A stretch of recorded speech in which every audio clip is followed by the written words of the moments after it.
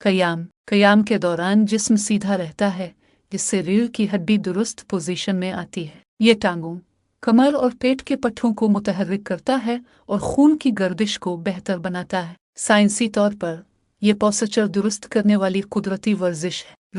रुकू में कमर, कूल्हों और घुटनों के जोड़ नरम और लचकदार होते हैं। यह हरकत कमर के निचले हिस्से की सख्ती कम करती है और अंदरूनी आज़ा को मुतहर्रिक करती है। ये फिजियोथेरापी में इस्तेमाल होने वाली स्ट्रेचिंग एक्सरसाइज के मुशाबे है। सजदे के दौरान दिमाग को ज़्यादा खून और ऑक्सीजन मिलती है। ये गर्दन और कंधों के तनाव को कम करता है और आसाबी निज़ाम को सुकून देता है। साइंसी तहकीक के मुताबिक ये पोजीशन जहनी दबाव कम करने में मददगार है।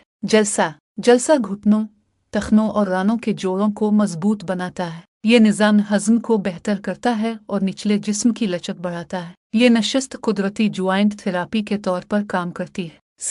सलाम के दौरान गर्दन की हल्की गर्दिश होती है, जो गर्दन की हड्डी को मुतहर्रिक रखती है। ये गर्दन के दर्द, अकड़ाव और सर दर्द में कमी लाती है। ये हरकत फिजियोथेरापी में गर्दन की वर्जिश के तौर पर इस्तेमाल होती है।